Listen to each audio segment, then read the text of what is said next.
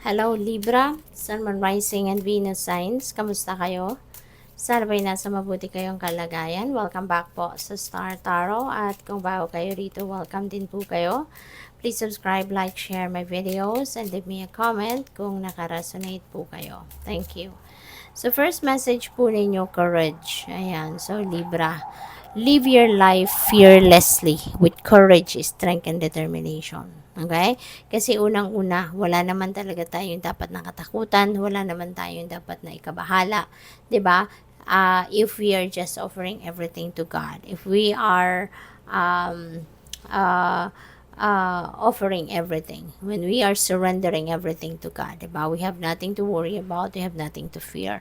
Ang mahalaga lang din diyan maging matatag tayo, maging matapang tayo, at isurrender natin ang lahat sa Panginoon at lagi tayo makikinig sa kanyang mga gabay. Kaya importante na we are always paying attention to our intuition. Kasi dyan pumapasok yung divine guidance. No? At kapag tayo sumusunod sa kanyang mga gabay, so sigurado no, na mapupunta tayo sa dapat nating mapuntahan at magiging maayos ang lahat. Kasi kapag tayo nakikinig sa guidance at ginagawa natin ito, things will be falling into its right places. Alright? Freedom, follow your heart and nurture your soul with love and freedom to grow. Ayan. So, sundin mo. No, paalala ito sa inyo na sundin mo yung bulong ng puso mo at kung ano yung gusto din ng soul mo, yun ang gawin mo. Okay? Because whatever it is, no, that will make your soul sing, whatever it is that will make your soul happy. At kung yun ang ginagawa mo or yun ang gagawin mo, 'di ba? Makakasiguro ka na magiging masaya ang lahat, magiging masaya ang buhay mo. Okay? So what else? We have choice. By staying conscious in your thoughts, you guide your journey in the direction of choice. Ayan. So, siguro, eventually, ma-recognize mo din ito na meron mga opportunities around you na kailangan mong tignan, no? Kailangan mong pag-isipan. Ito yung mga kailangan mong pansinin, yung ganon, no? Kaya, kung ano man ang mga ito, pwede kasing related yan sa trabaho, negosyo, career, pwede rin na relationship. Baka meron ding pagpipilian kayo mga manliligaw ninyo, kunyari, di ba? Or gusto ninyong ligawan, no? Yung mga ganun ba? Kaya, good luck din sa'yo. So, tignan natin kung ano pa ang mga mensahe sa inyo. But before I go on, hello muna sa ating beloved channel member na si Maria Yui 3981.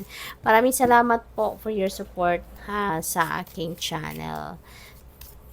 So, what else? We have Archway. This is beautiful kasi merong mga bagong oportunidad, merong mga bagong posibilidad and path no, na magbubukas para sa'yo. So, marami talaga, 'di ba? Na parang na mention ko kanina dito sa choice energy na marami kayong pagpipilian. So, pwedeng oportunidad ito, no? And posibilidad na dadating na pagpipilian ninyo. Maraming papasok na potential, no, out there. We have Seahorse, Family Matters. Ayan, so siguro ngayon din may mga kailangan kayong asikasuhin related to family. So iba-iba yan, depende. Maaaring kailangan mo kasi meron kang importante kailangan asikasuhin regarding sa mga anak mo kung may anak ka, or sa mga magulang mo, or sa mga kapatid mo, 'di ba? Baka ikaw yung punong abala or kayo yung naatasan na mag-asikaso ng mga affairs na ito. So we also have Carrot, opportunity or windfall. So this is really beautiful kasi meron ditong windfall of money na dadating for you, Libra.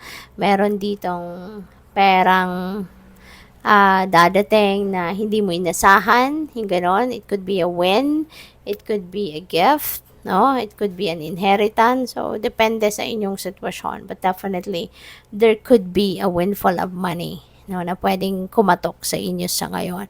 Opportunity as well, no? Pwedeng may dadating.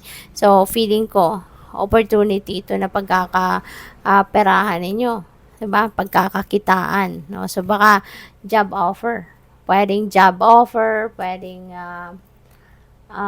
job offer, pwedeng career, opportunity, something like that. So we have dark man, dealings or relationship with a man with dark complexion or hair. Ayan. So, this could be anyone, no? Sa buhay ninyo. Pwedeng asawa ninyo to, boyfriend ninyo, pwedeng kaibigan ninyo, kapatid, ano? So, regardless kung sino man ito, meron kayong mga pag-uusap no, na gagawin dito with this person. You are going to be dealing with this person around this time.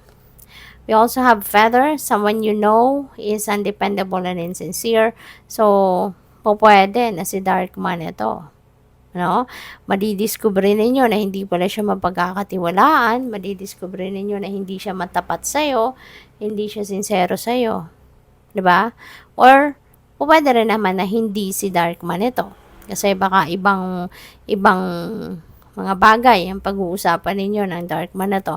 But for others of you, this could be this person na madidiscover ninyo, nako, sayang lang ng oras ninyo at panahon sa kanya. Diba? So, we also have unicorn. Use your intuition to make beneficial changes. Okay?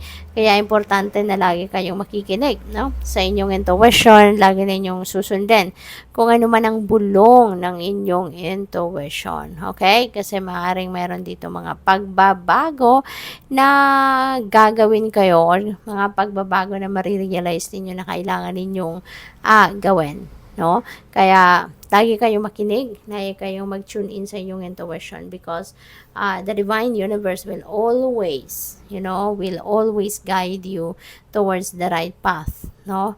Kung ano ang dapat ninyong pagtuunan ng basen, anong dapat ninyong gawin, saan kayo dapat mag-una, yung mga ganun ba. Kaya, good luck sa'yo. Okay? So, thank you for watching. Love and light. Namaste.